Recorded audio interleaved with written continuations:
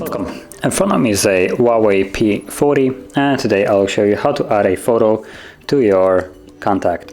So to get started, let's go into our dialer app and then contacts and find the contact that you wish to add a photo to. So I already have one prepared. There we go. And this is a completely real number. So let's go into edit, and then you have this camera photo, or not photo but camera icon.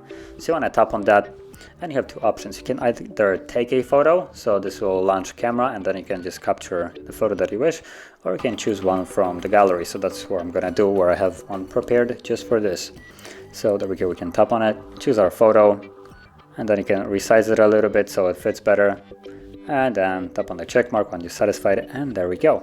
I'll tap on the check mark once more, give it a moment, and there we go. That's the photo, and it's gonna be also visible and here instead of the letter of the contact. And that's all it really takes. So if you found this very helpful, don't forget to hit like, subscribe, and thanks for watching.